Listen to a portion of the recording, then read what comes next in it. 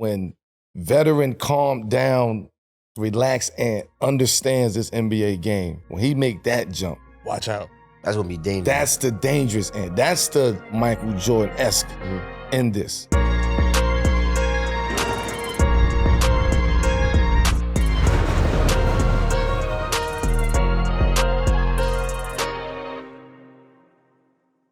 Yo, peace. I'm Carmelo Anthony here. Welcome back to 7 p.m. I'm here with my co-host. Your boy, the Kid Mero, baby, the human do-rag flap. We in the building.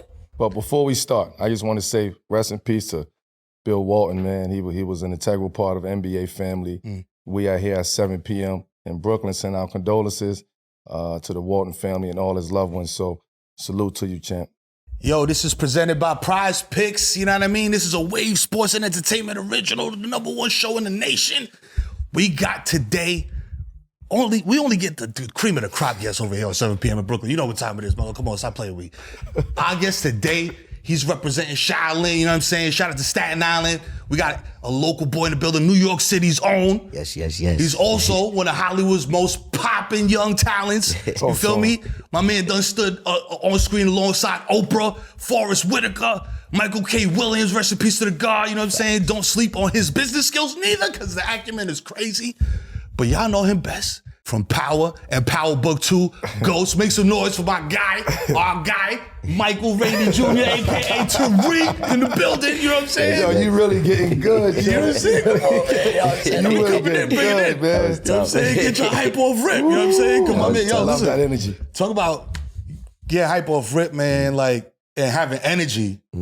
I know you got a lot of energy, bro, because we've been keeping track of this season, my G, and I have not seen you behind the wheel of a vehicle once. You be all over NYC, moving work, making moves, busting maneuvers with no whip. It's tough, because as soon as he got his whip taken. It's like, yo, what you gonna do? Back to Ubering, man. Back to Uber everywhere. Uber everywhere, man.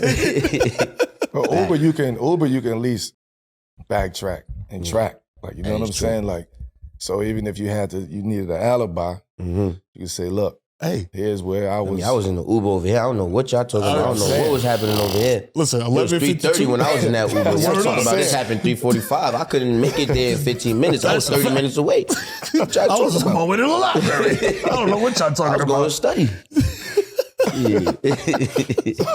Oh man, but yo, as I said in the intro, you know what I'm saying, you grew up New York City, you know what I mean? City kid, we're a different breed. For sure. You know what I mean? What was it like growing up for you? You know what I mean? Because you're a little bit younger than us, so I ain't gonna say about how much, you know what I'm saying? But you know, what was young Mike outside doing? Man, growing up for me was different because like I've been working since I was like 9, bro. Right. Like, I've been an actor since I was 9, so like how did that spin it? Growing up for me, it was kind of different. Like I kind of had to grow up fast, but like in a different way. You know what I'm saying? Like I had to be a little more responsible than kids like my age, like stuff like that. I was traveling a lot more than kids my age. For me, I lived in Italy for 1.5 years when I was 10, and I lived 3 weeks in Nairobi, Kenya, Africa, doing that same movie. So like I was doing mad different stuff. Like I grew up mad differently. Like, and now that I look back at it, like I'm like, yo, it was lit. Like I didn't realize how lit it was when I was little, but now that I look back at it, I was like, it was pretty fun growing up. Because I also had a normal ass life at the same time. You feel me? Like being that I was homeschooled, like my mom homeschooled me like even before I started acting. And your mom's a teacher? Yeah, she was a 7th grade teacher, so it's like she seen what the school system was, and she was like, yeah, you're not about to be part of that. So like by the time I finished like kindergarten and all that, 1st grade, like she just started homeschooling me. And obviously I was in like sports, basketball, football, so like making friends was nothing. Especially being from Staten Island, it's mad small, everybody know each other. Right, so, right. Like, I don't know, I feel like I grew up like, I had a good balance. Like I had like a, you know what I'm saying, I had that living in Italy for 1.5 years, you know, going to auditions, you know, filming, doing photo shoots. Then I had, you know, played football with my friends, played basketball, going to practice, doing like, you know, speed training, stuff like that. So I kind of had like a good balance of the two, you know, like kind of like the Hollywood and then, you know, just regular life type shit. Yeah, so did you ever walk into like, you know what I mean, a situation feeling yourself like, yo, you know what I'm saying? Like, yo, son just got off the plane from Italy, baby. What y'all doing? Y'all chilling for the bodega? Like, not even like, I always looked at that stuff like if I'm doing it, it's like I'm supposed to be doing it. So I feel like I wasn't even like, I was never too hype about anything I was doing. Like, and especially because I was super young and I really didn't even realize like, you know, like the caliber of stuff I was doing, I guess. Like I'm so young, like I didn't realize living in Italy for 1.5 years at that age is like something like crazy, you know what I'm saying? Like I didn't really look at it like that. I just looked at it like, oh, I'm in Italy.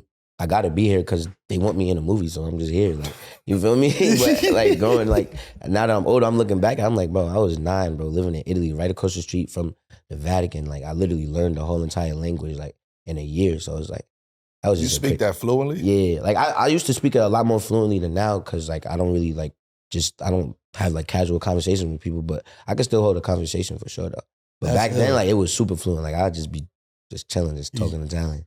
You just pop out of Italy and shit, so Nah, that's kicking it to culture, shorties man. at that. That's a lot. That's being cultured. Like, Yeah. It was dope. That was one of the greatest experiences I've ever had. Especially like I could really remember it vividly, like being 9. Like there's a lot of things that I don't remember from like around that period of time, like 10, 11. But 9, like, you know, living in Italy, I always remember everything about that. Like that was crazy. But that helps though. Mm-hmm. Think about the perspective of looking back at that now. Like, damn, I was in Italy. Yeah. I was in Kenya Yeah. at an early age, and think Right. about the mindset that you had to have over there Hell to yeah. grow up in that, right? And you had to almost throw yourself into that culture over there. I literally had to learn how to order food and all that in a whole different language. Like, You was immersed, like Yeah. fully, like going to the store, all everyday that. things, Going like to the little cafes, getting the little cappuccinos, all that. Getting pizza. Yeah, I swear to God. Yo, that's ill. I swear, bro. I'm getting gelato, getting the ice cream and all that. Yeah. Right. It was vibey. I was a real Italian. Right. He's outside, bro. I'm like, listen, I'm from Staten Island, so I'm used to being around both this- kinds of Italians, you know what I mean? Yeah. I'm used to being around Italians. You know the but- grazie, you know like, hey, bro, come on, Yeah, yo, exactly. Mike, Give me what's a up, bro? phone. You feel me? Yo, bro, come on, yo, maybe down to Victory Boulevard, bro, like, yo. You feel me? Word. So you were saying, like, being that young at that age, like, it didn't really strike you, like, yo, Mhm. I'm getting a lot of culture, I'm getting a lot of access to stuff at an early age. So that brings me to a segment on our show we call a 7 p.m. moment, where it's like, you know, a part in your career or, you know, in your life in general where you were like, all right, man, all right, you just looking at the man in the mirror, man, like, Mike, listen, this movie is gonna change my life. This role is gonna change everything. I gotta lock in. I ain't gonna lie. I had that moment like going into like season 3 of Power. Cause that's when they told me like, yeah, we about to start building on like your storyline, like your character storyline in the show. Cause they're like the first 2 seasons, I was just, high and by, like real like reoccurring, just chilling. And then I think it was like when I went on the hiatus from when we finished filming season 2, and in between that, like the wait to go into season 3, I filmed Barbershop 3. And like, I feel like them watching that and they seen like the kind of relationship that the character that I portrayed in Barbershop that he had with his pops, like they kind of had like a rocky relationship, and I feel like they seen that and was like, oh, he could portray this pretty well. And I feel like that's what that was their motivation to kind of like build on that, like that rebelling story for Tariq. Yeah, yo, talk about rebelling, bro. Like, you ain't shoot your pops in Barbershop 3, you know what I'm saying?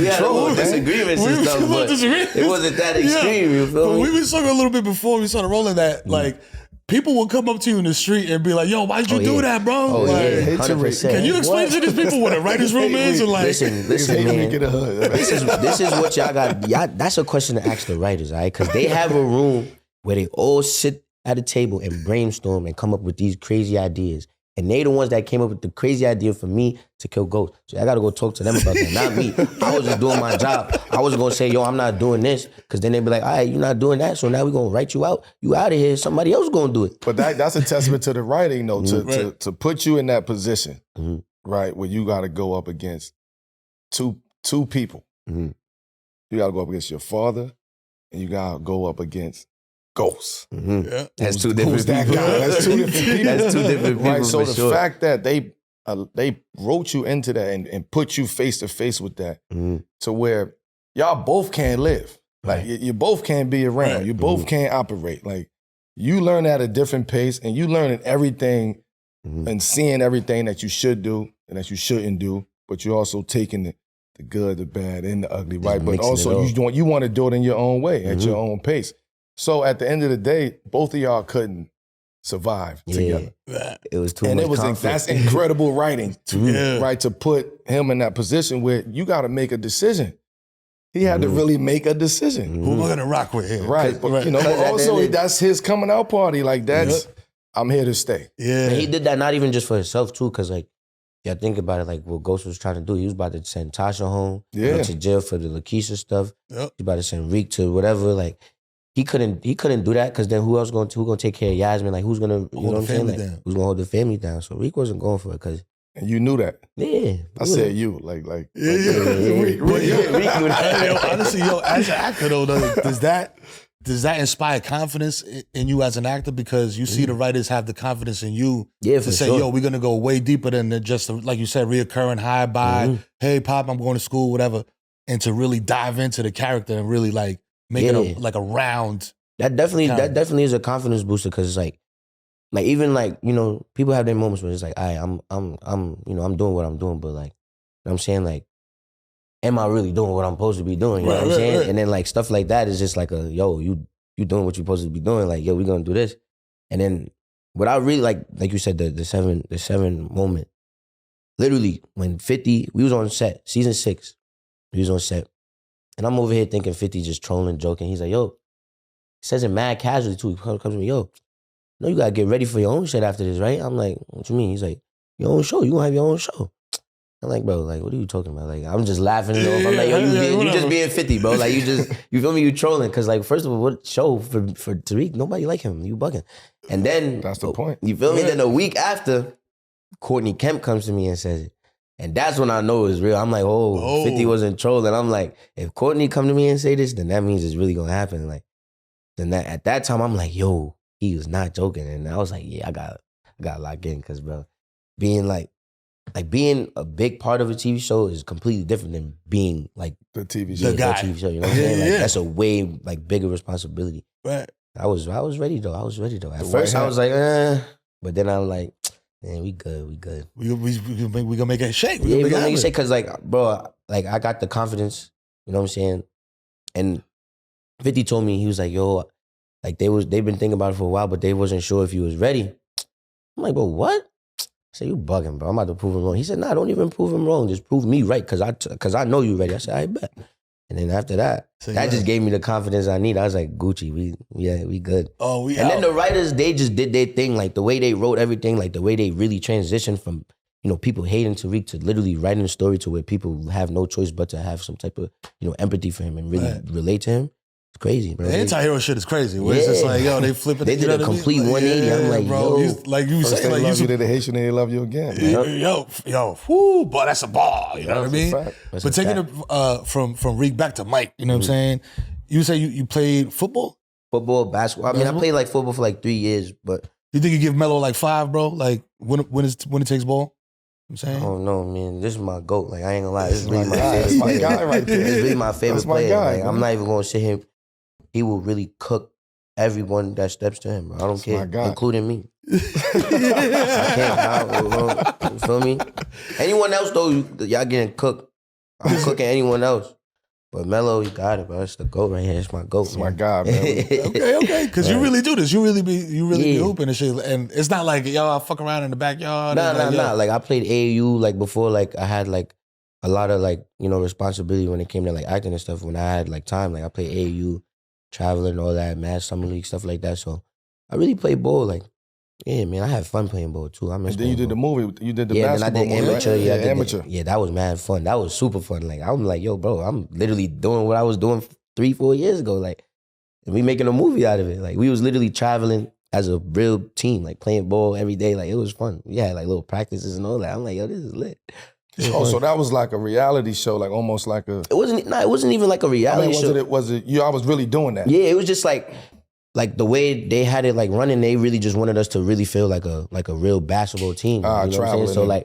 So we would like we filmed in Colorado and Denver, but we would go like different places in Colorado. And we would just travel as a team. Like, they'll book the hotel for us, and we would literally be moving like a team. I'm like, yo, I feel like I'm in AAU again. Niggas getting continental breakfast and all lines and shit. Breakfast, go downstairs, get the breakfast. And be like, yo, shoot around. Then they would talk about shoot around. Like, yo, we live, let's go shoot around. Like, it was fun, man. Shout out to everybody I met for filming amateur. That was mad fun. You ever play a team in your AAU days that you got on that bus and you was like, all right, bro, we going up here to get fried. I ain't gonna hold you. Oh, no, it was a few. Yeah, AAU is like that. Like, you could have the toughest team in your region, bro, and then like anything can happen. And you play a team, y'all get clapped by 40. But y'all nice though, but the team y'all playing is just nice. Like, 40 niggas going to the league. Yo, they in the 7th grade, look, they tall as Melo, bro. Yeah, like, that's a fact. It get crazy in AAU. AAU was fun though, cause it's like, that was the most shit talking I've ever done. Like I used to play like in Staten Island and stuff, like it would be lit, whatever, but AAU was like real competitive. Like that was like the shit I was like, yeah, this is what I live for. And AAU, right? Talk about it, yeah. So AAU, like to his point, you probably was nice in your region. Like you probably was nice in your town, in your city. You probably, you know what I mean? Mr. Basketball Staten Island. So once you get outside of, because that's all you know, that's a competition. And then you go to AAU with like nationals or something where it's like from Virginia. It's like 70 teams from the whole country. Right? And then now you don't know who you playing. You don't know who you going up against. You might catch somebody from Wisconsin somewhere. You know what I'm saying? You never even heard of something. He got the weirdest name, but he coming to give you a 30. Yeah, you don't know nothing about this team. But at home, you may be that team. You may be that guy. You know what I mean? I mean, y'all may be the program. Y'all get shit done. And then you go meet up against teams who is training different. They growing up different. You know what I mean? They coach different, eating different. Like experience is a lot different. Get like that. I'm like, so that's why AAU was so, like, it was very competitive back then. It was super competitive. You had to be ready. You have to be ready. Got to be ready. You ever come across a guy like this where you're like, this motherfucker's going to the league, like, and gave you not you personally, but gave the team work, and you was like, all right, man, he's going. Not that I remember, but I remember I ain't play against him, but my man's played against him. My man's Jelani, he played against him a few times. Kiyan Anthony. And he was in New York making mad noise. I'm like, he tough. He out of here. He going to the league. He going to the league. He got the pedigree already. Yeah, now look at him. He doing his thing too. Yeah, he doing his thing. He's tough. Kiyan Anthony tough. I was in high school, like literally watching him. I'm like, he's out of here. He going to the league. He going to the league for sure. Scotty Barnes too. At that time when I was playing a lot of ball, watching a lot of basketball, Scotty Barnes was him too. He was dumb. So that would be the years that you were in, that you would have been in high school, right? Scotty Barnes, Kiyan Anthony, Montverde. Yeah, they had that team. Yeah, that team was crazy. Yeah, that was fire. That was a fun time, bro. I miss basketball. Like actually playing basketball, that shit was fun. Is there somebody that you can mention that you played with that might not be like a name that people know, but you was like, he was a hooper? It's always a nice nigga in the hood, though. Right, yeah. Yeah. Always. It was mad random nice niggas too, though. Not that I really remember, like, a lot of my friends was tough too. Like, my boy Malik Martin, he was tough. He went to Rhode Island. And then he went to, he went to Rhode Island, and then I forgot where he transferred to. But Malik Martin, he was tough. He one of the best from Staten Island. And it's crazy because all his brothers like had that same like history before him. Like they was like the top. That whole family, like the Martin family, they run basketball in Staten Island. Damn, like this is so long ago. I feel mad old trying to remember. Yeah, you have to. So you think I can't even put a finger on it, man. I don't even remember, bro. But talk about the love of the game when you are on set. You know what I mean? How do you keep up? Because you're an NBA fan, obviously, right? You saying Melo's your GOAT. Yeah. Coming up, who was the guys that you was watching? Like, and when you would hoop, because we all do it, right? You know, you gotta watch that player before you go to the gym. I had a few players, man. My boy Corey Sanders, he went to Rutgers. He was tough. He was super tough. I was watching him since he was in high school. He went to Lakeland. He was super tough. He hooped a lot with like Dwayne Bacon. Like Dwayne Bacon, he tough. I used to watch him a lot. Dwayne Bacon went to Oak Hill, right? Yeah, Florida I used to watch him a lot. Yeah. Damn. What's bro name? He got one of the craziest high school mixtapes. Marcus Levette. I used to watch Marcus Levette a lot. Marcus Levette Jr. Akil Carr. Be more. Yeah, Akil Carr. Crime Stopper. Yeah, he literally brought the whole city out. He literally stopped crime when he played basketball because the whole city went to go watch him. Akil Carr. There's a lot of players. Like, who else? Obviously Melo. I'm watching Melo. And it's a lot, bro. Kobe. with my family. I'm always watching Kobe. Yeah, of course, man. The Black Mamba. But yeah, like as far as like for me, like my play, like that's like when I was playing ball and he's like my age, like feel me, like we both in high school, I would say like Corey Sanders. Like Corey Sanders was like who I watched. Cause he had the fire documentary. You feel me? Like every day he would drop a episode and it would just be lit. Like he would just be putting in work. He'd just be like, yo, I'm gonna be like my son Corey Sanders. Corey's like, get to it. Man, nah, he tough. He's super tough. You mentioned Kobe, right? And Kobe going to Italy too, right? Mm-hmm. Being very similar of growing up in Kobe Italy, right? Mad languages, like 7 languages. So now, on your side also, I'm hearing you got folks in Kingston, right? So like, how is that? Because I'm Puerto Rican. I'm Afro-Latina. I'll call it Afro-Latina, right? So I don't have. We got the same citizenship. So how does that feel? How does that, the I would say the positives in having dual citizenship in Jamaica, here in the U.S., growing up in Italy, going to Kenya, like how does that all intertwine when you really think about it? It's honestly a blessing, bro, because like that's just all different cultures that you could pull and learn so much like different things from. Like my first time going back to Jamaica, like since I was like 8 was when I was like 17. I haven't been to Jamaica for mad long until I went back when I was 17. Like my last time there I was probably like 8 or 7. And like when I went, I stayed there for like a month, came back, started filming or whatever. Then we went back during like, the whole pandemic, whatever. Mm-hmm. And I ended up staying there for like 3 months. Like I brought Gianni with me and everything. Like, and I learned so much of just being like a stand-up dude out there. Like compared to like the way people are out there compared to like the way people are out here is completely different. Like the people principles and all that is completely different. Yeah. And I just learned like certain things like you just can't be going for that. Like especially if you living in like, Jamaica and the Caribbean, like people gonna step all over you. So I kind of just like brought that and just brought it to New York.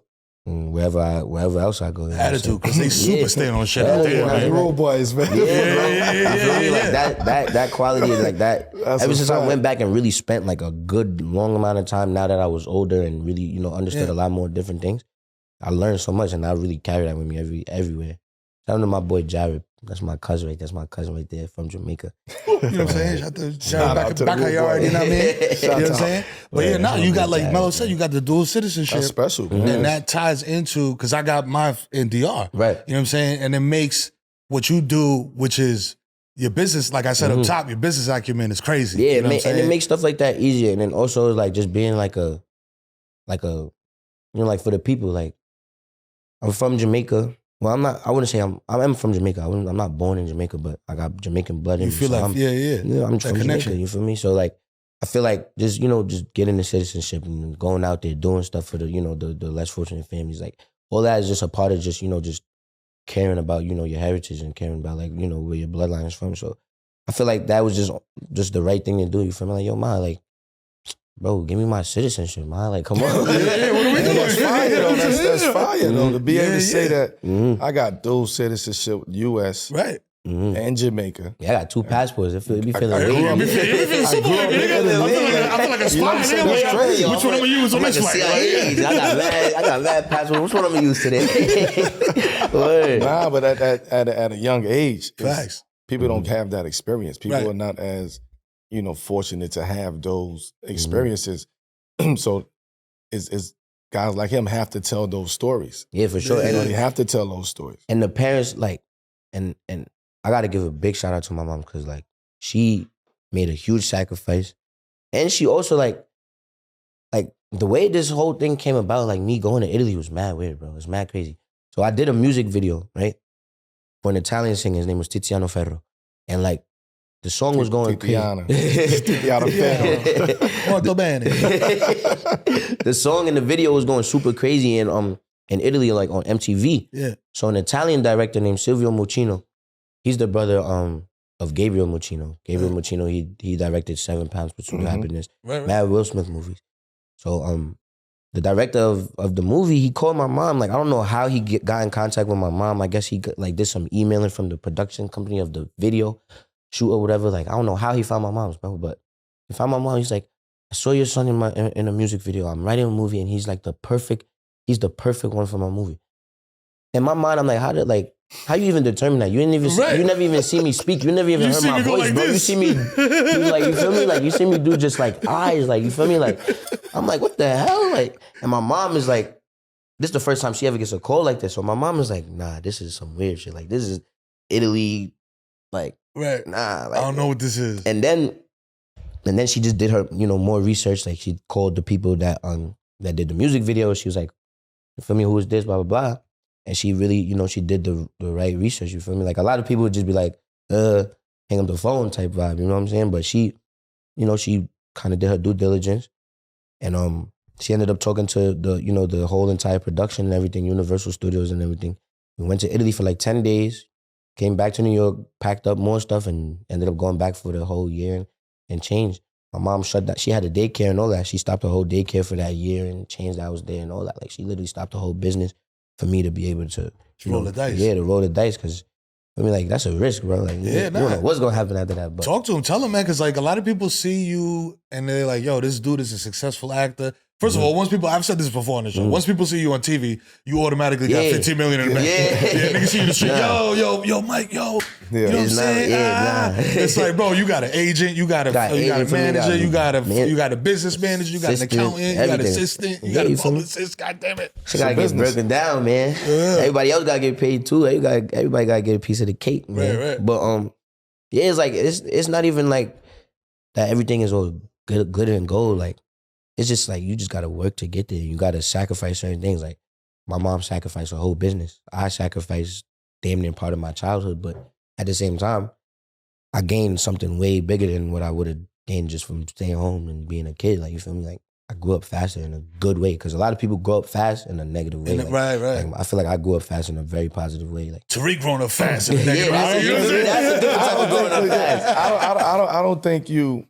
I don't think you sacrificed your childhood. Yeah, I don't think so either. Because it's you had a childhood. You had a very played the sports. You had a very different childhood. You had something that a lot of kids would want, to be able to have an understanding of playing sports, doing what I do, have my friends with me, still being that, still being an actor, still growing up and being cultured and learning different cultures. So on the flip side of that, the perspective is that's a hell of a childhood. Yeah. You get what I'm saying? Fact, for your mom to really hone in on, yo, listen, I know what the school system is. I see what's going on. Here's how we gonna navigate that. But here's how we gonna grow up too, right?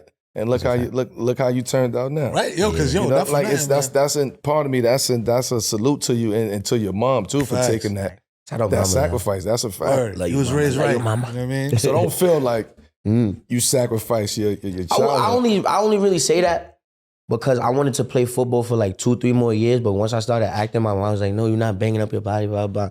And that got me so tight, bro. I'm like, yo, bro, I want to play football. You're bugging. I want to play football. I had fun playing football. Yeah. What'd you play? I played running back my first year, and then my last 2 years I played cornerback. That was fun. Playing corner and safety, dumbly. I was getting mad tackles. I had a game where I had 20-something tackles, bro. I was bugging. Yikes. Yeah, bro. It's video game numbers. I ain't gonna lie, I did some funny shit though. My first game, I was confused, bro. I ran 60 yards, feel me? And I was confused though, because it looked like the end zone was right here. It had the little lines, and there was the other lines. And I'm used to playing Madden, so I be seeing the artwork in the end zone. Colors and stuff. You feel me? The colors. There's no colors. So I get to the first line, I'm thinking that's the end zone, bro. So I'm running. I'm like this.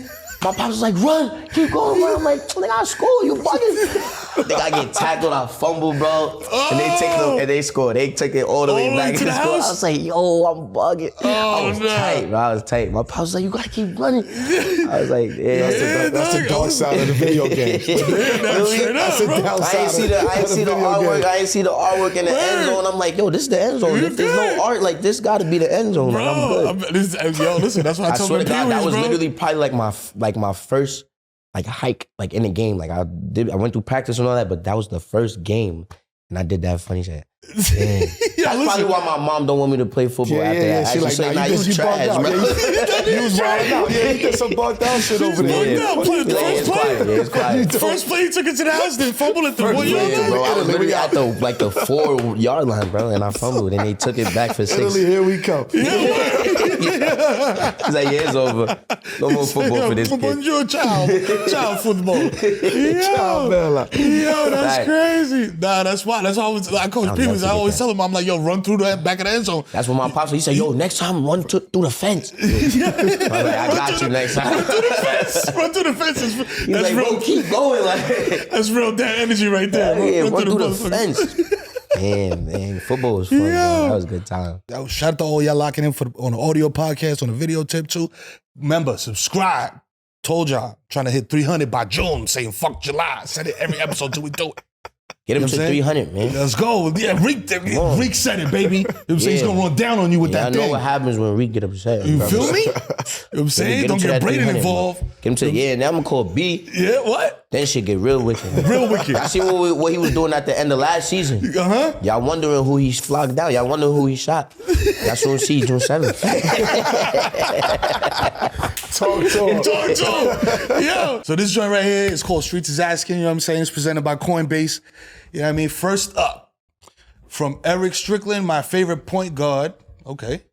Yo, Melo. Okay. Back in December, that's right. I've been rocking with the brand for a minute. Yeah. Thank you. You said that the gift that you would give the Dallas Mavericks was health. Yes. Now that they're on the brink of potentially making the NBA Finals, what did you see early? And is Luka and Kyrie the most talented backcourt of all time? I'll hang up and listen. Oh. So I did make that comment that early on that if Dallas is healthy, right, they have a shot. What did you see there though? Like, what was it like? It's a different energy around Kyrie. I was saying that too. Right? It's like it's almost like prime Kyrie in a sense. Right. You know what I mean? Like this is what we're seeing, like real greatness after we done seen it shitted on and make the comeback and to see him lock in and stand on what he's standing on and also doing it at an efficient high level. Like he's super locked in. Right? So it's the intelligence of understanding the work that he had to put in to get to this point, but also finding that this is his groove, this is his moment, this is his time. And then what Luka does, it offsets it. It offsets it, right? And J. Kidd being able to navigate those two guys and Kyrie being intelligent enough to say, hey, I know what Luka brings to the table and I know what I bring to the table. Here's what I'm going to do, and I'm going to complement what you do, right? So now Luka had to learn how to complement what Kyrie done. Right. So now it's a ping pong going back and forth of complementing one another. And then you got pieces around that. You got the young boy Lively. He a young Tyson Chandler-ish. You know what I'm saying? Boy, that be dunking on everything. You got Derek Jones. Yes. You know, you got pieces. You got PJ, Washington. Like, you got real pieces over there. And I just think this is like a run that we seen when the year Dirk and them had it. Like those 6 this runs, is that. This is that. No, the year they won it in 11. That year, right? Like this is crazy. That kind of run that they having. And the game comes down to being healthy when it comes to certain teams. Like Luka being healthy, I don't think Luka is never healthy. Right, but the fact that Kyrie is healthy, all the other pieces is healthy. Everybody's in sync. Everybody's aligned. Front office, owner, everybody is aligned right now. Like this energy is the chemistry look like it's real good. Chemistry is different. And Kyrie, like it's been a minute since Kyrie looked like he's super happy and comfortable, like where he's at. You feel me? I feel like he's super happy in Dallas right now. He's doing the post games. Yeah, he's just chilling home. Like he found his home, and he also found like, his true meaning, like his why. Right. And sometimes we got to go through a lot of shit to find our why. Sometimes our why comes years later. Right? This is the time when he's finding out, or he's found out what his why is. And he's showing that. When you have peace off the court, you have peace on the court. Right. When you have peace at home, you have peace on the court at work.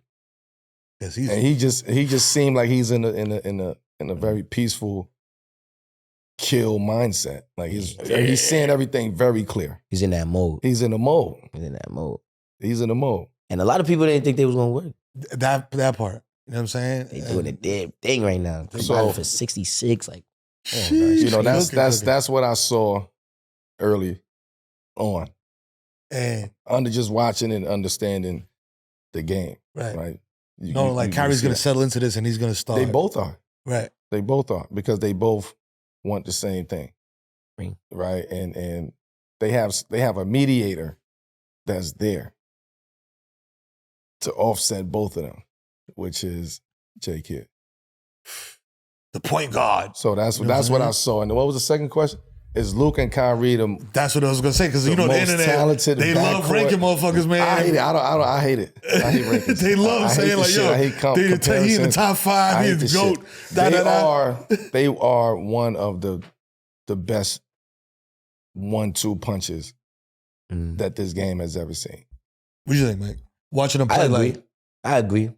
But people saying they the best backcourt ever is like, it's a little early for that. I feel Yeah, it's like. early, but Then you gotta remember, we had the Splash Bros, bro. That was a crazy backcourt right there.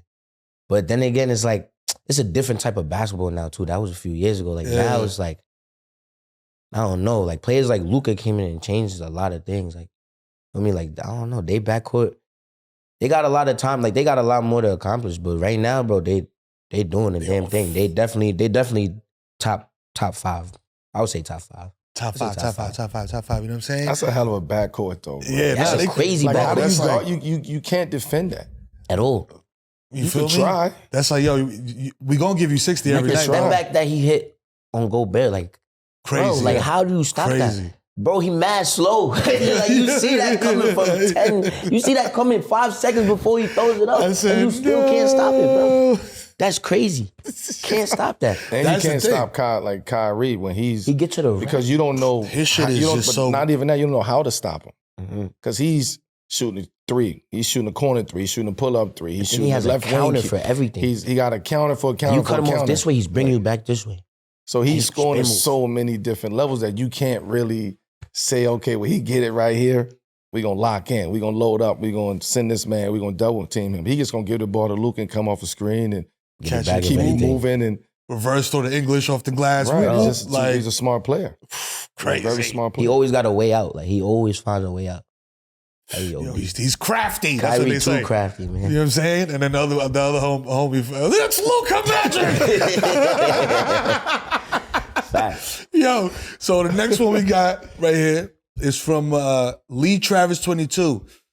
And he says, Melo, I've been watching Kai cooking during the EYBL this summer, and I know you got to be a super proud father. Facts. What's been the most enjoyable part about watching Kai step into his own as a player?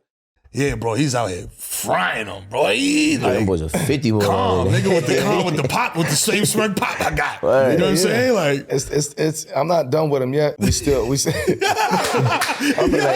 He got a lot of you feel me? I'ma keep That's it like above. that's that energy. I'm not done with him yet. Like, Hit him with the I'm call. not- Job's not this finished. is- no, Job's not finished. This is fun. Like this is it's the process. This is the process. So Right. the process is always fun, right? When you seeing the work being put in, and then you see the outcome of the work that you put in, Mm-hmm. right? But it's like, yeah, as a father, I'm proud. I love it. I'm there with you every step of the way, win or loss. Like we're about developing. This is another step in your development.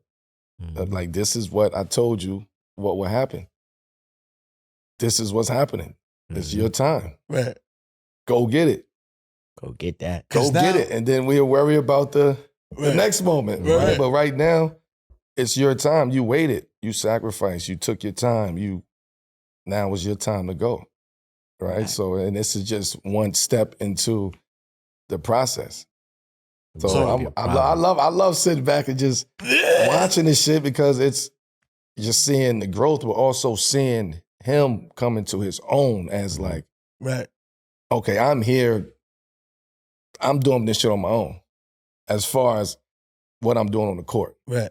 Right. I can take you to the water, but I can't make you drink it. Right. Mm-hmm. Right. But He want to drink the water. He want to drink the water. Like he stepped in and said, I'm here. So that's the proud moment right there, to know that he's gonna be prepared for whatever situation and be ready for those situations. That confidence is and it's high. And we still not even close to where we not even close to where we want to be. Right. But that's, hey, look, because we enter in that era now where it's just like the era, I call it the era of like the juniors, right? Where it's like, yo, you hoop, you just retired 2 years ago, now your son is coming up, or whoever. They gotta feel good be watching your son fry niggas up, man. You because I group chat like, I had to deal with the other side of it. I had to deal with the other side of it too. For years. He's not like that. He's trash. He's this. Like we talking about 8, 9, 10, 11, 12, 13, 14. Like, this is the time where you know what I'm saying? Like that, they was killing Kai. Yeah, he was mad young. The kid didn't even know if he wanted to hoop, man. They can't say the same shit. He had a blonde mohawk, man. I ain't gonna lie though. I knew he was gonna be a bucket though. I was playing on the low hoop with him. Him and Boogie. Yo, they was nice on the low hoop. I'm like, and you know it's hard to shoot on the low hoop, bro. You know it's hard to shoot. Like to really shoot a jump shot on the low hoop is hard, bro. And they was knocking them down. I'm like, nah. These little ones bugging, bro. They got the sauce. Kiyan, look, going crazy, EYBL, Boogie. Yeah. Man. He been around them. He been around Kiyan since he was. Oh yeah, since he was mad. Yeah, they both was coming up. You know what I mean? And they own right. You know what I mean? I'm hyped to see Kiyan now though. I'm hyped to see him now. He's really baking niggas. Like, gave y'all 49, bro. Like, crazy. And the game is smooth, bro. Yeah. Like it's like it ain't.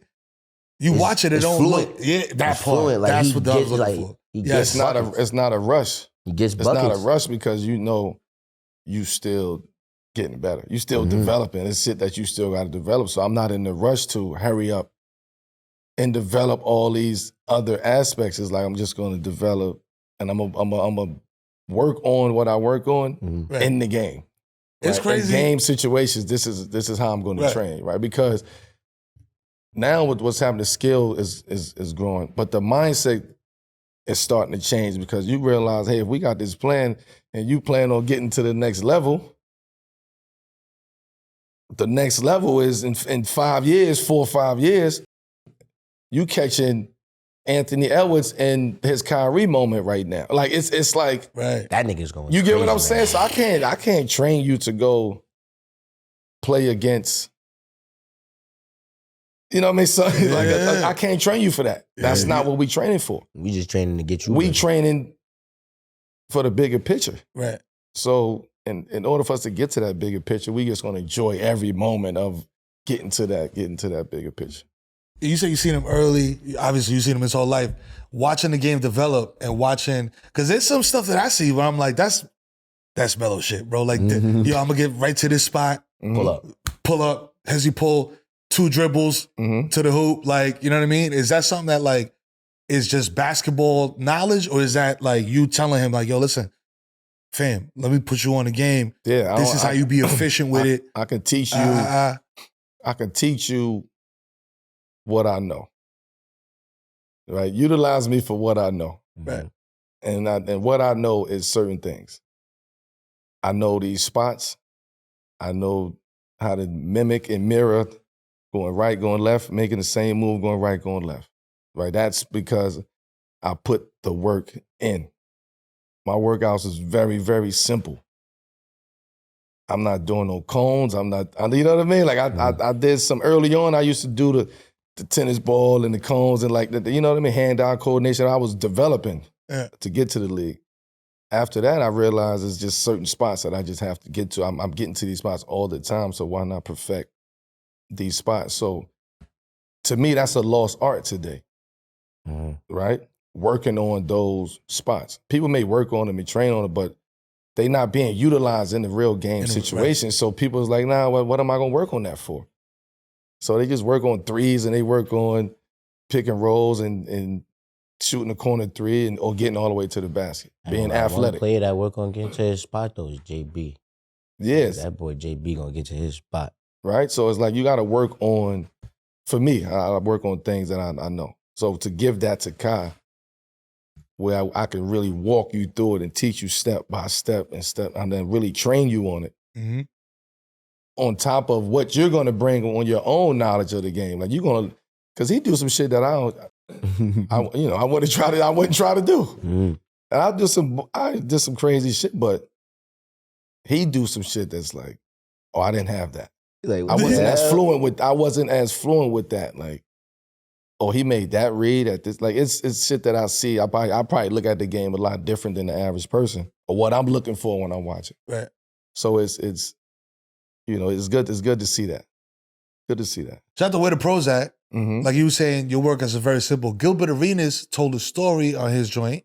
He was talking about NBA player workouts. And he said that Melo's workout was the same thing every time, incredibly simple. How long did it take you to perfect your routine? And what was the hardest workout you've ever been a part of? That's where the pros at.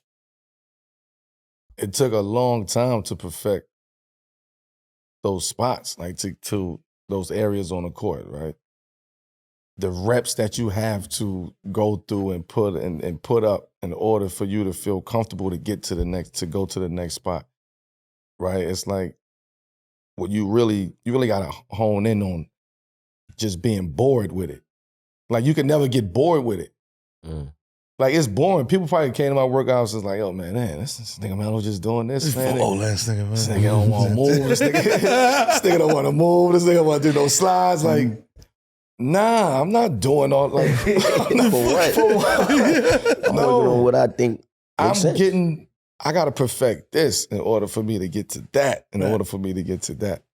So it took a long time for me to do that.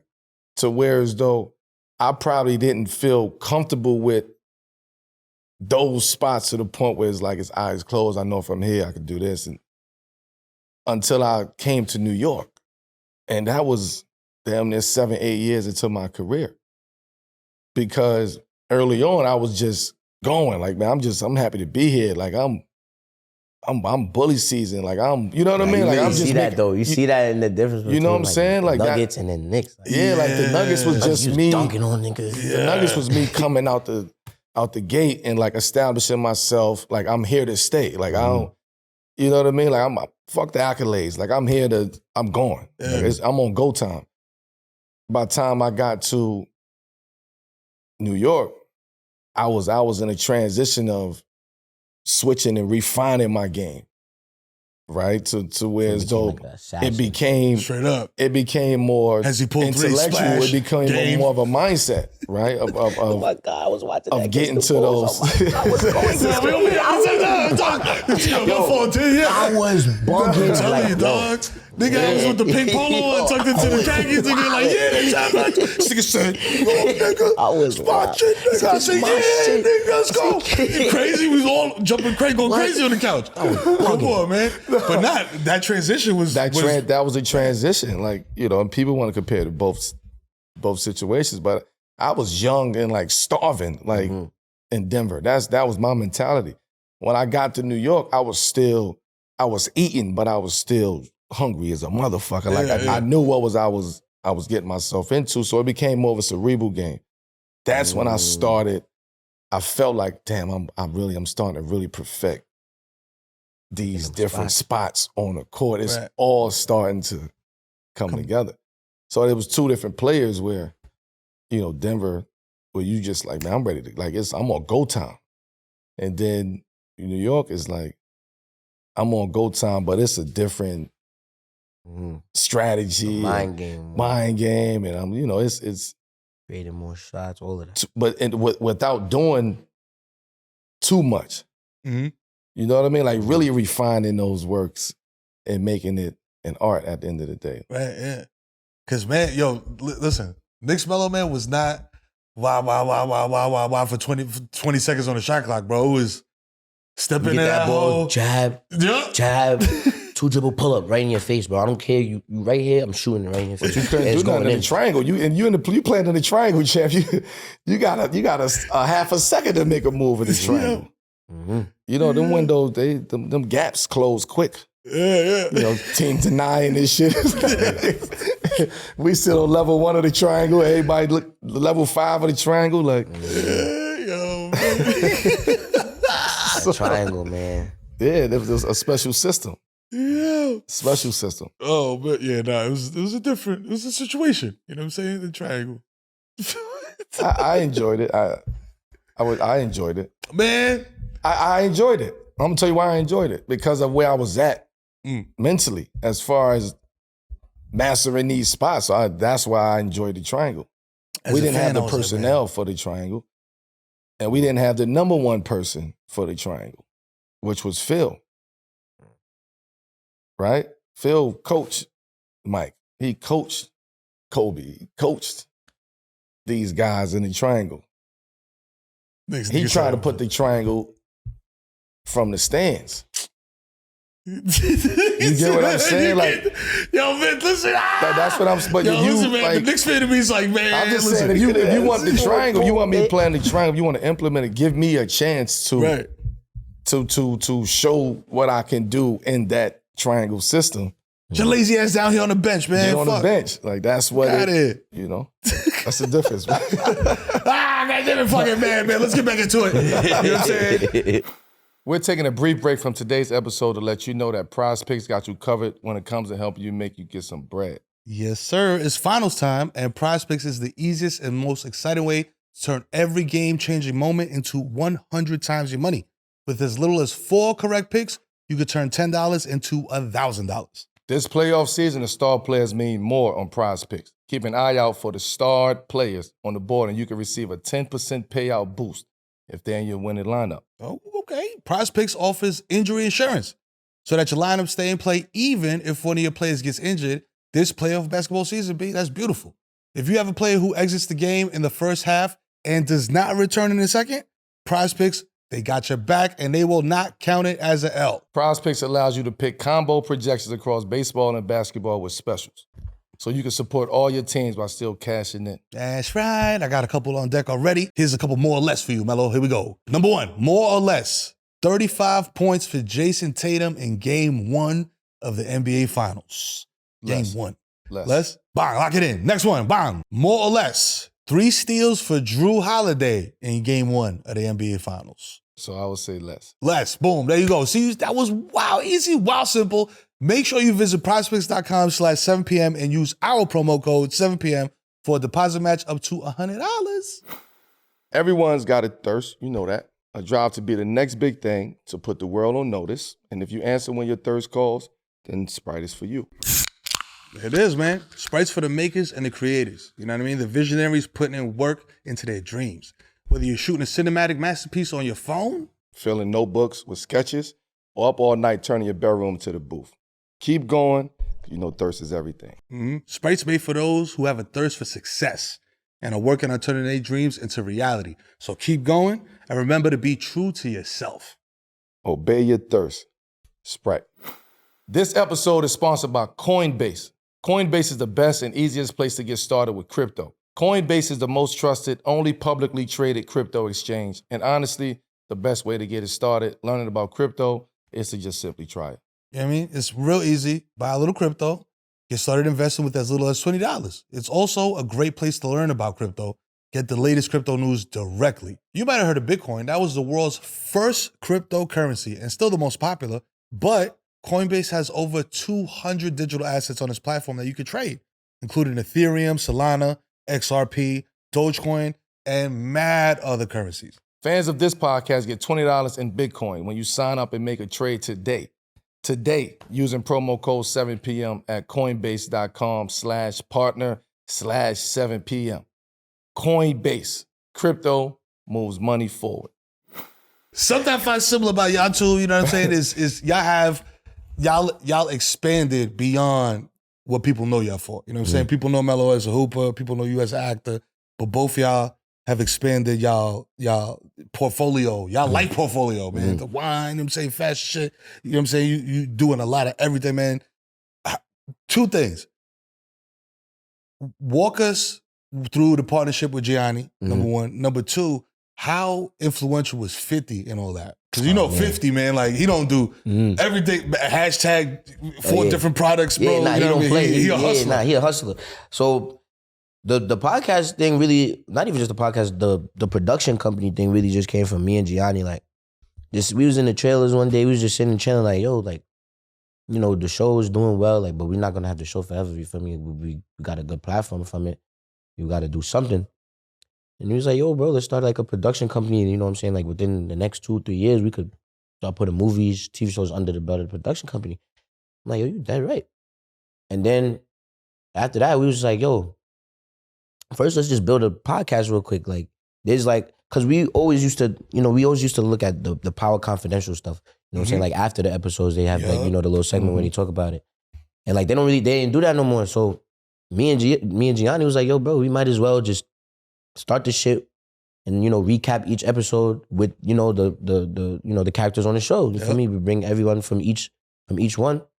You know, we just do it like that. And then it really just became like just something just mad natural. Like, you know what I'm saying? Like mad conversational. We just had the people come just tell us their stories and how they ended up in the Power universe. And then, you know, obviously we did a few of that and then we kind of just started expanding. Like, you know, we had like rappers, like artists and stuff like that pull up.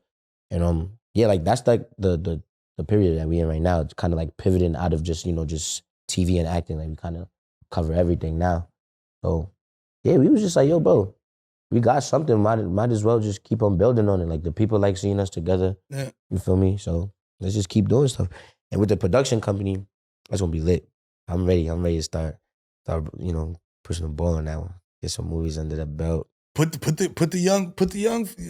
youth on, the young actors coming up in the game, because it's like, that's very important, man. A lot of people overlook that because having your production company having ownership of your IP and the stuff that you're putting out is, like you said, like, you know, this show ain't gonna last forever. But that's what 50 told me too, bro. Like having the ownership of your own stuff, like not like 50 don't gotta wait for nobody to pay him. Like all his stuff is his. Yeah. He damn near writes his own checks.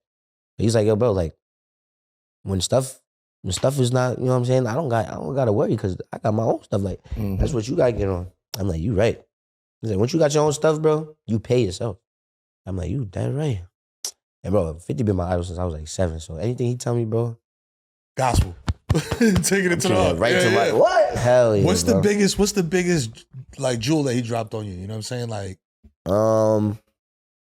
I say this all the time because this is something I always keep with me, like everywhere I go, no matter what situation I'm in, no matter where I'm at. This was like, season 3.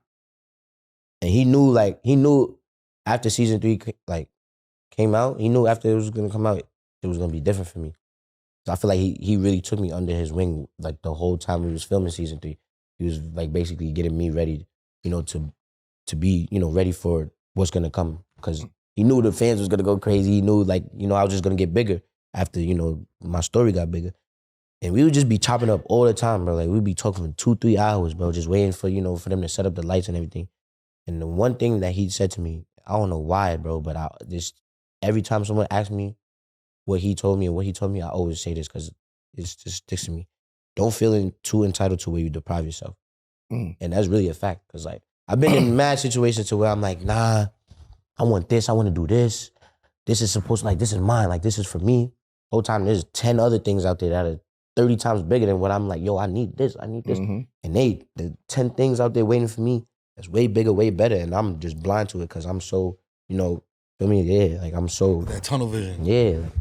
You can't do that, you know what I'm saying? You can't feel, you know, you can't deprive yourself. Can't deprive yourself. What was it? Don't feel too entitled to something to where you deprive yourself. Oof. Feel me? That's 50th law. Yeah, right, fifthology. You know what I'm saying? That's the 50th law right there. One of the 50 laws, man. That's real though. Yeah, and I tell everybody that. Like, one always like, it's my shit. Like I deserve this. This is right here, and then niggas don't want to fuck with you. Like, you know, exactly. Because it's a copycat industry. Yeah, and then even like not even like people not gonna want to fuck with you. Like the people that want to fuck with you, you don't even see them because you like, yo, I want to do this. It's 10 million right there. It could be 100 million right there, but you like, nah, I need this 10 million. This the right project. This is it. You got $100 million blessing right out there. You blind to it because you feel like you too entitled to one thing. Gotta open your eyes, man.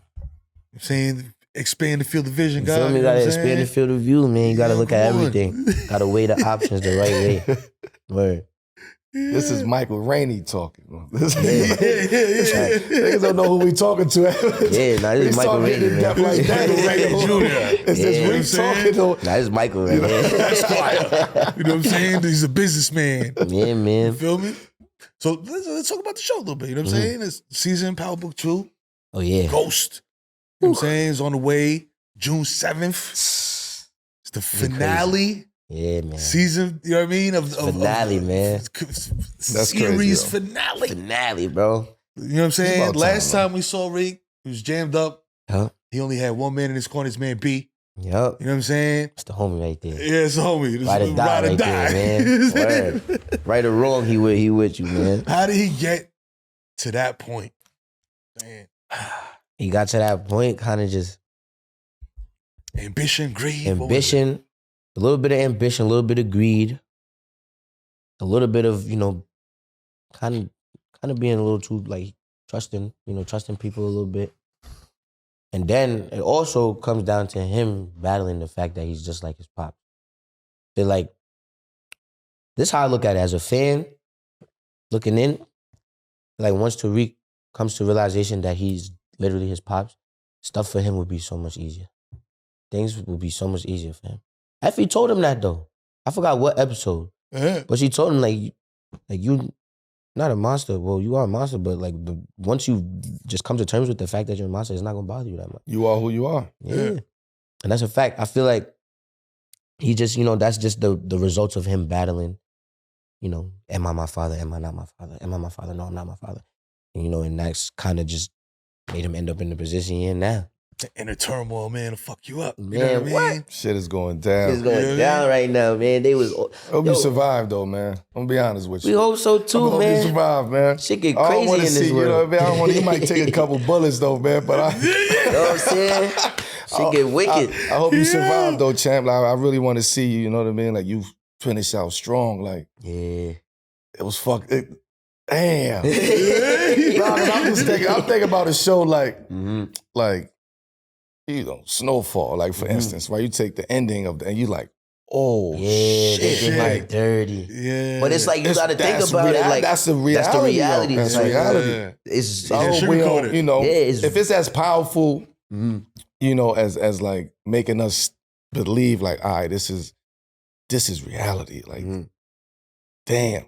I hope they don't bother you though, champ. I hope so too, man. Shit get crazy. You never know, bro. They be trying to kill you. I want to see you move on, man. I want to see you not you, but I want to see Tariq like go off in his ride off in his sunset, like you know what I mean. Do something like he deserves to live a little bit of life. Yeah, do something his pops ain't every do, second he dealing with something. Like, on the swivel. He can't even just chill, go on a little cruise on the West Side Highway. He can't even go to class. He can't be in school. Can't even be in school. Can't do nothing, man. Tariq supposed to be on the West Side Highway with little Zai. Yeah, man. Be in the whip, chilling. Sunroof open. Come on. Business as usual. He can't live, man. He can't live. Every day, every second is some business. But think about realistically, people who's living like that. They don't every single day. Yeah, they don't got no tents. They don't got no time. They got phone calls and straight up to make. 2 phones. Yeah. They both blinging at all times. Everywhere. You looking this way, that way, that. Everywhere you go it's crazy. It's tough. So is Tariq just like his father, or is he worse than his father? Because it's like, you got the advantage of. All right, so I think. Not having the partner reservation, but not having, I don't even want to call it the excuse, but like the leg to stand on of like, yo, I had to do this. Mm-hmm. This is my only way out. That's the thing. I feel like he a little bit worse than his pops in the sense that because he really doesn't have to, but in a way he does. But then again, he don't really have to. He just want to. That shit in his blood, bro. Like stick him in the app. Come on, it's in his blood, bro. Like it's like. He's literally just his pops. I feel like, he's his pops. Maybe a little worse being that he doesn't realize it, like the fact that he doesn't realize what he be doing, like to the full extent, I feel like that's what kind of makes him worse. Ghost knew what was up. He knew what he was doing. Right. Like Reek know what he's doing, but like he's in denial about it. You feel me? Like, right. Ghost was like, man, I'm gonna fuck. I gotta die because y'all in my way. Like, you feel me? Like, it's quiet. Like, I'm doing this for me. I'm doing this for me. He was clear on that. Reek is like, he's doing it a little more for his family, for mommy and for sisters and all that. But Ghost, he was doing it for himself. He's like, nah, I'm going as far as I gotta go with this shit. And whoever in the way gotta go. Gotta go. Well, Reek is that little gray area. You, Tariq. Tariq was like, hell nah, you at that bugging. Point in time when you flip, like you gotta look eye to eye with that. Like and it's not something that I hope anybody get a chance, have to go through in real life, but that's a real moment where you gotta look eye to eye to the nigga who raising you. Like and you knowing he that nigga. Yeah. Like, he's the guy. You know he that guy. Like that's some shit. I'm looking in the eyes of a monster. Like straight up. Real monster. Facts. Tariq a monster, man. So Tariq had to be a monster times two. Hell yeah. And then like, you gotta understand, he learned so much from Kanan too. Yep. So it's like, he got that ghost side of him. Yeah, Kanan and Nut. And then he even learned stuff from Tasha too. Like he learned stuff from Tasha. Yep. So he learned stuff from Tommy too. Like he's literally all of them in one. PhD. When you really think about it, like he's really all of them in one. Like he got a little bit of all of them. That's why he's dangerous. That's why he's dangerous. When Captain Planet puts all the rings together, that's that Rick. A flight risk.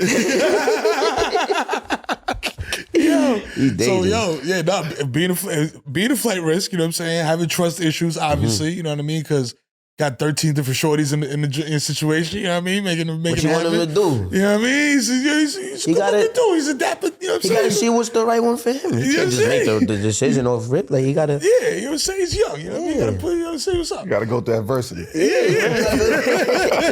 I go through adversity. So thematically in the show, what connections have you seen between, like, that industry, you know what I'm saying? The streets, and like the industry that you in now, that Michael Rainey's in, the entertainment industry. Man, it's a dog-eat-dog world, bro. Yo, cause... Man, it's the same shit.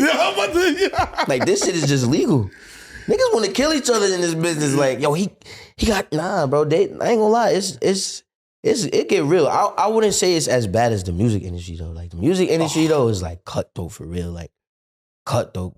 Like, they'll make you feel like you their world, and they'll treat you like nothing the next day. Like, you make $1 billion and you take 100,000 of that. You know what I'm saying? Like, stuff like that is just like, yo, like, that stuff is just as gritty as, being a, drug dealer or being an arms dealer or something like that. It's not as dangerous, but like, hey, like, people going through the same stuff. Like, people getting ripped off. Yep. You know what I'm saying? People getting undercut, all type of stuff. Like, backroom deals. Yeah, bro, shit like a game, bro. People writing stuff in contracts, in code. You don't even see it in the contract. You be like, oh no, but we put it right here like this. Yeah. But wait, I didn't see it. No, yeah, that's why we put it this way. We didn't want you to see it. Yeah, bro, it's cut though. So that's why, like, it's important. In the streets, you gotta have a good team behind you. In this business, you gotta have a good team behind you. My agents, my managers, they don't play. They don't play that. You ain't about to go on them. You ain't about to go on to cut my agent. Ain't happening. He's not going for it. He's not going for it. But yeah, bro, I really see the similarities. Like, when it, just like the business, like when it comes down to like numbers and business and logistics, all that violence is obviously out the window when it comes to like Hollywood and the business. But it still is cutthroat. It still is the same same amount of cutthroat, bro. People undercut you for their money. I got this product. You got that product. Yeah. I'm sign off on this. Matter of fact, you invest this much. Yeah. You feel me? Your return would be this. You turn around, you're like, oh, what the fuck? I thought we was doing this. Nah, look at the contract. You didn't read the contract? Bro, that ain't happening to me, bro. He ain't like that. Nah. Look at it. Damn, bro. That should be messed up. That should really ruin people's lives too, bro. Like that does stuff to people mentally, bro. Like, right, man. Because I was gonna say, like, because technically you are a child actor, and when people say that phrase, they think of like, you know what I mean, like fucked up kids, like they grow up all fucked up. It you the like that, polar opposite. You over here speaking multiple languages. My mom was not playing, bro. She was not playing. Hairline strong. You know what I'm saying? He jerk chicken and pasta. Not because look, my mom literally like. She did not give, like, she was not playing around. Like, she literally, because a lot of. Hold on. Not to interrupt you. Do you mean to tell me that a Jamaican mom was not playing around? Yeah. Oh, yeah, that's a given. That's a given. That's crazy. But, like, as far as, like, just me, like, being in the business, Let her rephrase that. She went everywhere with me. Like, you know what I'm saying? Every audition, anytime I had to go to set, she was with me on set from when I'm there to when I'm done. Like, a lot of, you know, child actors back then, especially, people was, you know, like, signing off. Like, you know, they're emancipating their kids. You feel me? Like, the kid becoming an adult, legally becoming an adult at, like, 14. Kids, parents leaving them on set with people, like, bro, people be weird on set too, bro. Like, don't get it twisted, bro. Like, you see what these documentaries we talking about, these books and stuff, like, bro, my mom she was not playing about none of that. Like, y'all not about to overwork my son. Y'all not about to have my son doing no weird shit. Yeah. He's here to do one thing and one thing only. Read these lines that was given to him, act in front of the camera, that's it. After that, we out of here, that's it. Like, my mom was strictly business. Like, she was not none of that funny, none of that. That's a fact. So if you want to be in this business, make sure your mom's is like my mom's and she don't take no bullshit. Because it'll be a lot of bullshit in this industry and now you got to make sure you're weaving all of that shit. And as a young person, you might not even see it because there was a million things I ain't see back then. And I'm wondering, like, why my mom act like this? Why she so heavy? Like, why she so gangster? I'm like, you bugging all the time. But now I'm like, thank God you was bugging because all the documentaries coming out, all the shit, it's like, bro, shit's fucked up. It could have been, but it wasn't. You know what I'm saying? Shout out to mom. Yeah, shout out to mom. Can't wait to show this segment to Kai. You be thinking we be bugging. Nah, it's gonna be a lot of times where you think your parents is bugging, but at the end of the day, they be right. They be right. Come on. Every time my mom says something to me and I'm like, nah, ma, you bugging. Like, nah.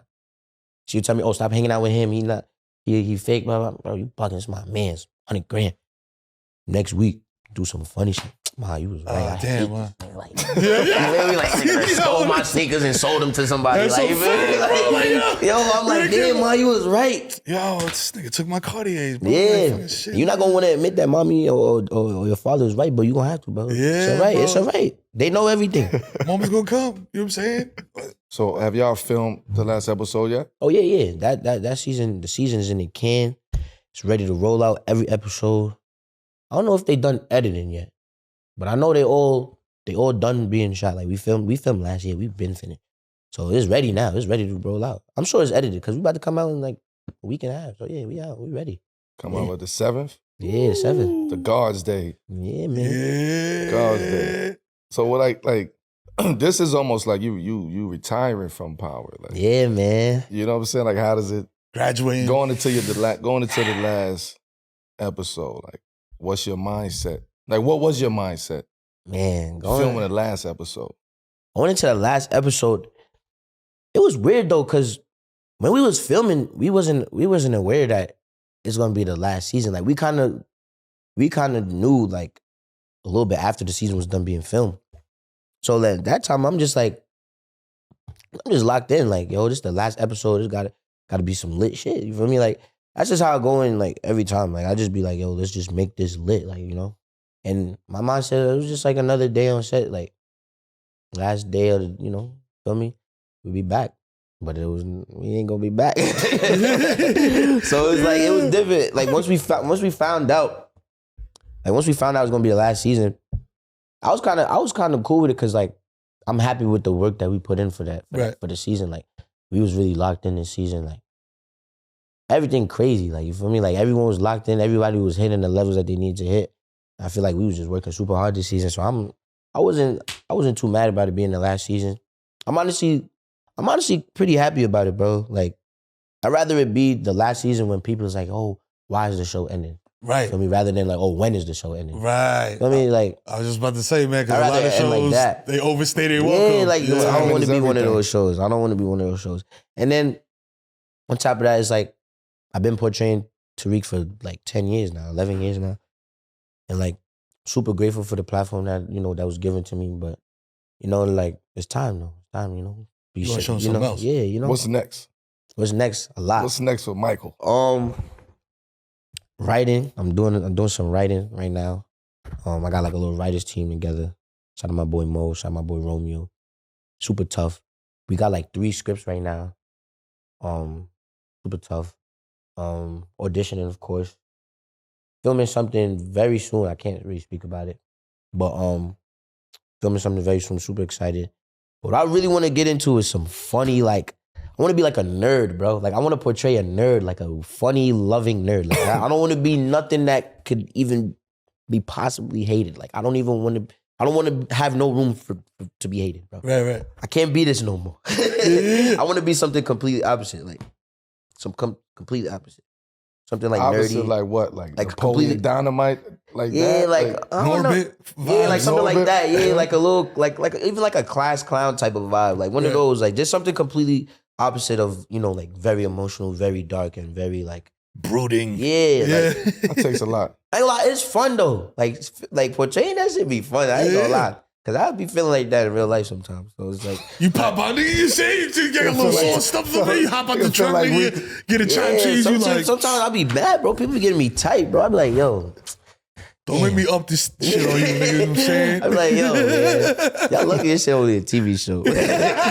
Nah, but yeah, I mean, like, I just want to do something, you know, something new. Like, there's something completely different that people ain't never seen me in, like a completely new light. Yeah, Yo, man. one thing I always want to say to you in particular, and ask you, in the writing process of the show, because the dialogue is so real. Because there's a lot of shows that try to portray like, yo, we from Queens, we from the Bronx, we from Brooklyn, and it be sounding so fugazi. I hate when they be doing that shit, bro. But y'all got it down pat, where I'm it from sounds New like, I ain't playing with them.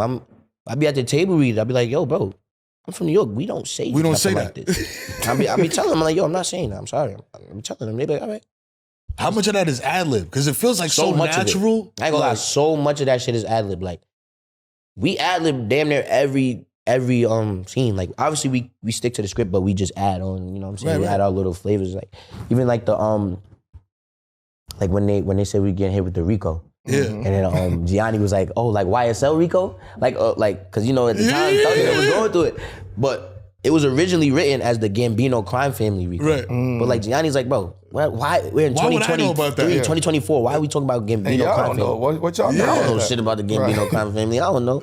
I got know the a name. t-shirt. The name tough, but like I don't know like what, you know what I I'm seen a saying? YouTube video and shit, like, yeah. And he's like, bro, I'm saying YSL. Like they're literally doing, like they're in the middle of finding a Rico right now. Why wouldn't I say YSL? Right. Like, present time, like it makes sense.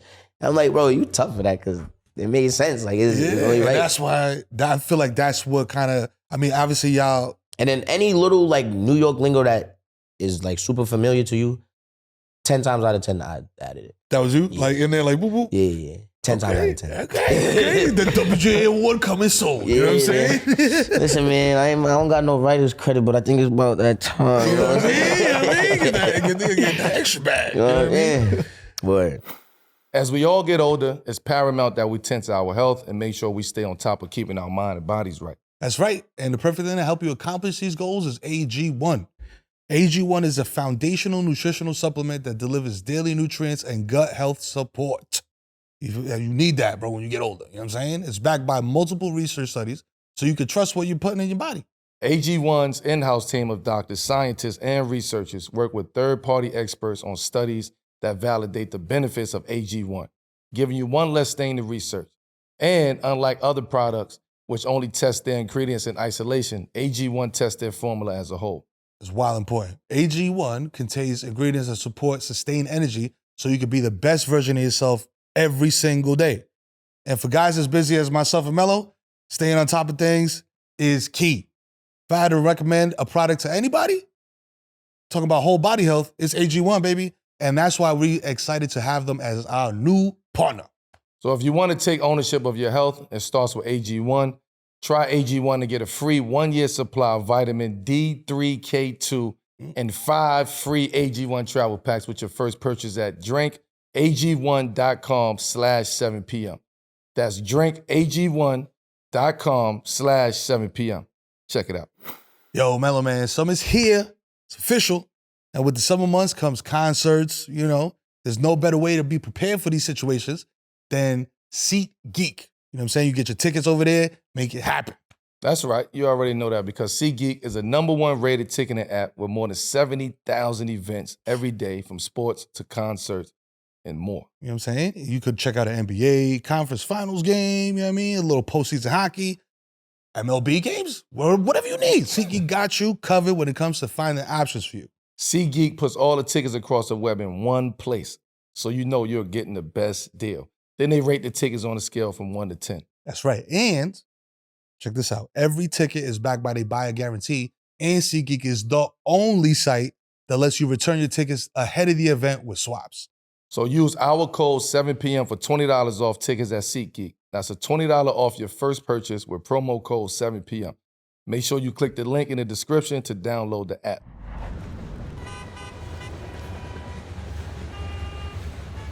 So, yo, listen, man, we got another segment. First of all, we done announced a bunch of segments. We got a lot of segments on this. You know what I'm saying? This is lit though. Like this is what podcasts be needing, bro. Segments is lit. We all segmented. Feel me? Let me get to touch on different topics. All of that is lit. I mean, it ain't just motherfuckers being So like, this is a big show because you got come on, Power coming out right on the 7th. On the 7th. That's the Guards Day. Come on. Feel me? We introducing 7 segments today. And shout out to the producer team. And this is 22nd episode. The 22nd episode. That's my nickname, 22. 22. This is 22nd episode. Shout out to us, 22 crowns. You know you can find 22 crowns. Shout out to famous nobodies and all that. You know what I'm saying? Big so they yurt. You know what I'm saying? So, yo, listen. We got a lot of segments today. Yeah, I'm just fucking around. But this one right here, this is the one. You know what I'm saying? This is America's. You know what I'm saying? And I just did the research, Melo. We #1 in Mexico and England too. You know what I'm saying? Mexico and England? Number one We boys. popping. You know what I'm saying? We out here international boys. You know what I mean? #1 segment in America called Fuck With It or Fuck Out of Here. Mike, we ask you a question. You know what I mean? It's part of the culture, part of the hoops, whatever it is. And you tell us if you fucking with it or if it's a, nah, man, get that shit the fuck out of here. I bet. You know what I'm saying? I'm excited. I bet. So boom, first off rip, we got Apple Music. Just put out the 100 best albums of all time. Word. And Kendrick, of all time. Every genre, every album. That's interesting. You know what I mean? Just music, period. 100 of all time. And they got Kendrick Lamar's Good Kid, Mad City at #7 of all time in music. At #7? At #7. Crazy, I ain't gonna lie. And it was the top rap album on the list. It was like above Wu, Outkast, Drake, Travis Scott, Hove, Nas, you I name don't know about that. it. You know what I'm saying? So They the might have question to is, get the fuck out of here with that one. I ain't gonna lie, I rock with Kendrick. He's a great rapper, great artist, but 7 out of 100 of all time albums, bro. Of all genres, right? Of all genres. But look it up there. Illmatic. number 39, Blueprint. Enter the Wu-Tang, Come on, 37, like how Blueprint do 13. y'all manage to put that at 7? Criminal is 41. It's wild. I don't know. That's a little crazy, bro. Who was 1? I want to know who #1 was for real. Lauryn Hill was 1. Had to be. Lauryn Hill? She had to be #1. Of all time. Yeah. I That's could right. get with that. I could get with that. Yeah, shout to Lauryn Hill. Was she My mom #1? listened to Was Lauryn Lauryn Hill Hill #1? Yes, of all time. Yeah. The Miseducation of Lauryn Hill came in A lot of people #1. was mad at that. I haven't really seen the list, but I can't be based mad off of at what I'm hearing now. I ain't mad at it. Nah, that was a perfect album. That's a great album. My mom listened to that album. I know that Come album. on, I just Top had to that shit bottom. on CD, bro. Scratch the shit out that motherfucker. Playing in the Not room. everybody has that same sentiment though. Oh yeah, The nah. #1 album of all time. It's art, Yeah, baby. that's tough. Like, I don't know. I feel like that #1 album of all time, it all comes down to really just preference. Like, how you really gonna say like Yeah. To this each his own. specific? Yeah, to each his own. Yeah, it's so Right. many different genres. There's so many different like subgenres too. It's like, how could you really say, yo, this You know is what I'm the saying? best album ever? Thriller wasn't. You feel me? What was Thriller? Ooh, Thriller is crazy. Thriller was 2. That's crazy. That's to me. That's like the #1 of all. You know what I'm saying? Like Thriller, yeah. You throw that shit on, everybody start I dancing. gotta see Like, the whole list. Yeah, we man. gotta see the whole list. oh, gotta see hey, that's- the young bull. Okay, 100 best albums. Okay, they got Low End Theory in there. Okay, respect. Okay, Man, they got my Solange. brand. I like that's a good album right there. yeah. Tyler, the Creator. Okay. Mary. Okay. Gotta have Mary. My Life 86. Should have been higher than that. Come they on. got bugging Doggy the fuck Style out. 84. There's no way. Get Rich or 82, Die 50, Trying Get is Rich or 82. Die Trying. That's Get the crazy. fuck yo, get all the way the fuck out Nah, of here. that's crazy. 82, Get Rich or Die Trying is at 82. That's crazy. That got to be top 20, bro. At least. That's At what I'm least. saying. Not even top 20. At least. Nah. Straight out of Compton, NWA in 70. Yo. Listen, this is what I'm gonna say. They just put all of these album names in a little machine thing. Press the button, and they just numbered it. Because you got Lauryn Hill at 1. Thriller 2. Purple Rain, though. The Beatles 3. Purple Rain 4. Frank Ocean, Blonde 5. Songs of that's Stevie Wonder. Listen, I love Frank, bro. You got to swap that out with the Frank. Good bro. Kid, Mass. Yeah. Isn't that in like the Writing Hall of Fame or something? That album. Good Kid, Mad City? Yeah, some shit like that. I believe so. I don't know. That's the one that everybody was like, But 7 is crazy, though. Lemonade, the Beyonce at 10. Blueprint at 13. Damn, Bob Dylan at 14. Yeah. What's Going On, Marvin Gaye 17. Yikes. The Chronic 19. This is a crazy This list. is crazy. Yeah, yo. All right. I ain't gonna lie. I was done with the list once I seen Get Rich or Die Trying at 82. Like, that's crazy. That's nuts. That's crazy. Take Care at 41. Like Astro World at 96. Like those are good albums. Like Blueprint. Blueprint was what, 13? Yeah, That's OD. man. yo. Into the Wool was 37. That's a personal fuck out here. Illmatic was 39. Yeah, that's OD. Illmatic I'm from Staten 39 Island. is Y'all, great. y'all not gonna do my Shaolin Brothers like that. Nah, Wu got to be top 20, bro. Come Stop on, playing, man. man. That's a fact. Sheesh. Yeah, get So the you fuck outta fucking with it? here. Nah, they gotta get the fuck out of here. I ain't gonna lie. They gotta get the fuck So out of here. fuck with or fuck. We gonna switch the question though, because this is everybody's like fuck out of here. So fuck with or fuck out of here. The list itself. Fuck out of here. Fuck out of here. Fuck out of here. All the way to fuck out That's of here. the AI list though. That gotta be the AI list. That's what I'm saying. That's AI for sure. That's a cumulative right there. Yo, speaking of AI, oh shit, layup. He threw it up the glass for me. You know what I'm saying? That's a real hooper right there. Mike Rainey. You know what I'm saying? Judy, he got 23 and 6 assists right now Feel in me? the third quarter. Little buckets, You know what man. I'm saying? Getting them buckets. So, speaking of AI, Scarlett Johansson, very famous actor, has said she filed a lawsuit against ChatGPT after the company asked her if she wanted to be the voice of their AI assistant, Sky.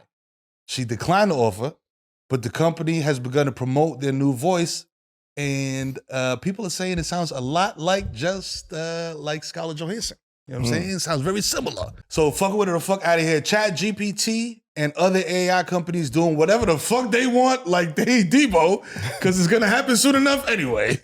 I'm not jacking it. I'm gonna say fuck out of here because, Facts. bro, Speak for the actors, Mike. y'all basically stealing these people's like, you know what I'm saying, their their likeliness. You know what I'm saying? Like, how you gonna use a voice that sounds just like Scarlett Johansson and then say it's not her, and then try not to pay her or compensate her for her shit? Like, I understand the power behind AI, bro, but they kind of taking advantage a little bit too much, bro. Like, even like if like there's some shit like if you're pictured in some shit, they could use that like as a like some type of licensing or some shit, and they could use it for any project they have like moving forward. Like they could just put you in that shit. If they gotta like, yeah, bro, like they could literally put you in a movie and you don't even have to be in a movie, bro. Nasty. Like if they really want you in a movie bad enough and you don't want to be in, they can still put you in a movie because That's of AI. nasty work. At least sports got NIL. You feel me? You know what I'm saying? The actors got to get NIL. They should have NIL, but that's the union. AI. I feel like a lot of people are not fucking with AI, but if you learn how to use AI to your, you know, like your advantage, and you know how to use it the right way, and you know how to monetize your usage of AI, bro, you can make bank off of AI. Use it, don't let it use you. Yeah, use AI. Facts. Don't let AI use you. That's a fact. Facts. Like AI is it's the inevitable. Literally. Oh yeah. Like we have to tap into AI, or we're gonna be left behind. Exactly. Right? We better stay ahead of the game and fucking with this AI and figuring it out, Yeah. or figure out how Listen, How to get use it as a involved, how to tool. use make it that as a shit tool, your right? best friend. Yeah. That's how you. I got a digital twin. Yeah, that's how You you. know what I'm saying? But I own my own Your my name. own likeness. I own my own name, image, and likeness. Right? I own my own voice. I own my own shit. It's because I created that, the digital Melo. Right? It's like when I created that, it's more. I get to control whatever is in my universe and ownership of my own universe, right? And but also getting into AI where it's actually learning Right. the society and the cultures, and you can open it up, you can sit and talk to it. and it'll talk back to you. Literally answer every question that you have. Shit is crazy. Right? But it's like it's almost like EA where they take you and put all the shit on. Or when you do like mocap characters. It's mocap. It's the same thing. 8 hours in there. Every movement, eyes closed, move this way, this way, this Smile, way. be angry. Smile, be angry, all the emojis. Right? You got to go through all of that. And then you have to, they build it, and then the avatar grows. That's crazy. And the more that you talk to it and communicate, the more it learns. The more it learns. So you raising basically I'm raising another digital Melo. Digital Melo, right? It's like it's some shit. So I say that to say I know there's a lot of people, actors, athletes, whatever, that's fighting it. Mm-hmm.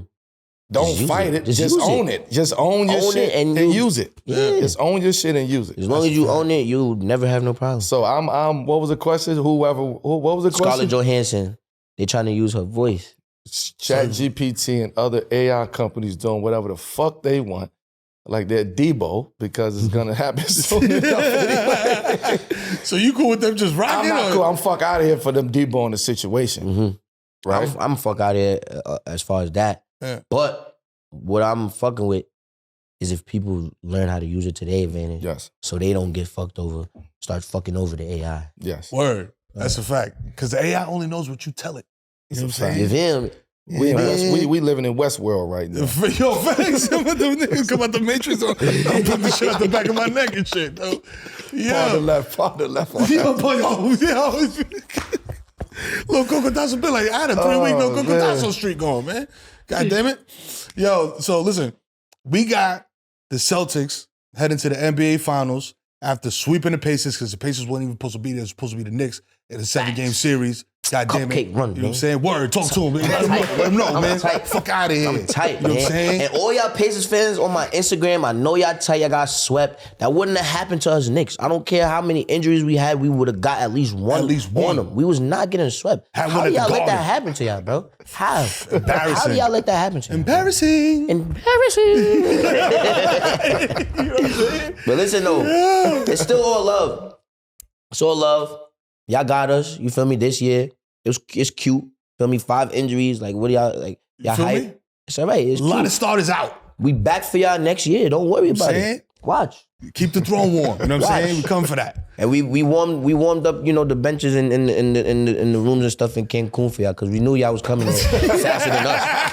Like we knew y'all was gonna get there quicker than us. We turned the Jets on. We turned the Jets on in the hot tub for y'all you. Got there in 4 games. Like y'all could have just went. Like y'all didn't even have to play. Talk. I'm mad, bro. I ain't gonna lie. I'm mad. I'm mad, bro. I've been here 20 minutes. Ask NJ, bro. NJ, right or wrong, I've been pissed off about this whole time. Yeah, bro. It's all good, bro. No. So the Celtics is in it. It's looking like Dallas is about to join them. You know what I'm saying? We was talking about Kyrie, Luka. You know what I'm saying? Super duper locked in. It's going to be a matchup of star guards and forwards. Luka, Jason Tatum, Jaylen Brown, Kyrie. Star-studded. That's going to be a matchup. Star-studded. Get your popcorn. Get your popcorn. Star-studded. That's going to be fun to watch. So whoever wins the chip, does that mean that either Luka or Tatum is the undisputed best player in the league? That's a good question, because it all depends on how they win, or whoever wins and how they win it. Because look, we got Luka, we got Kyrie, Jason Tatum, got Jaylen Brown. You feel me? So it's like they all got they got people that's gonna take the attention off of them. So it's like when the attention is on them, what they gonna do? They're gonna work better under pressure. I ain't gonna lie, me personally, I feel like Luka gonna work better under pressure than JT. Personally. Right. And I'm a Knicks fan, so I don't want the Celtics to win. So it's like, I don't know, man. And I feel like Kyrie really deserved this ring. Like, oh yeah. I feel like he deserved it, bro. I really rock with Kyrie as a player. Like, he's super tough. And like, through all the adversity he went through, bro, he's still a good player, good human, you feel me? So like, I feel like he deserves it. And bro, it's just like, it would be just super entertaining. See him, Luka, win a ring. Like, I thought that was never gonna work. Like, when I first heard Kyrie going to the Mavs, I'm like, yeah, it's over. Like, they both need the ball in their hand to be effective. So I don't know what's gonna happen, but they're making it work. So to see them win a chip together, it would be lit. But to see Jason Tatum win a chip, it would be lit too. Because I feel like he deserved it too. Like, he been to the finals before. Feel me? Good player. He be getting hated on. But he be doing the job, so I don't know. But I'm a Knicks fan, so I ain't never gonna be like Celtics. I'm just happy. I'm just happy I swept the Pacers, though. I'm just happy I swept the Pacers. That's at the Pacers home real quick. You know what I'm saying? Quick, fast, and hurry. So thank you for that. You know what I mean? But yeah, man. I mean, for me, I don't think, bro. I think Anthony Edwards is the best player in the NBA right now, bro.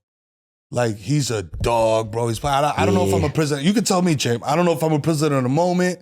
If it's this run that he's been having in the playoffs. I know they're not winning right now, but like, he's been doing his thing. I don't know, man. He's super tough.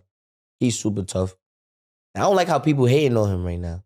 Like, bro, people have their ups and downs, bro. Like, what y'all want the kid to do, bro? Bro, it's the Timberwolves, man. They've been bad for so long. Now they're excited. It's just part of it. It's just part of that's just part of the process. Of the process, right? It's not gonna happen in 1 year. Do I think he's the best player in the NBA? I can't give him that at this moment. Is he becoming the best player in the NBA? Yes. You see him trending. He on that way for sure. Like, he's on his way to becoming the best player in the NBA. I know he feels like he's the best player in the NBA. Like, he looks like he's the best player in the NBA, but it's like, I think it's going to take a little bit more time for you to solidify you being the best player in the NBA. You know, I think we'll push him closer to that. Is like, if you got to find a way to be effective even when his shots is not falling. You know So to my point, that's a good point. So you have to add more to it and refine it more in order for you to be considered the best player in the NBA. You got to look at it like at the period of time when Braun was, best in the league, people saying best in the league. Even when he's not having 30 a night, 40 a night, he's getting 10 rebounds and 10 assists. 10 assists, he's going to give you at least 20 or 15. He having a bad shooting night, he's still going to put up those same, like... He's getting to the line. So once Ant starts doing stuff like that, like when he's going 6 for 18, and he's still getting rebounds, still playing defense, and getting hella dimes, that's when he's going to be like, all right, he's the one. I mean, don't get it twisted. Like, he is that. Like, you know what I'm saying? But it's like, as far as... He's only 22, bro. As far as, I can't wait to see him. I can't wait to see 26-year-old Ant.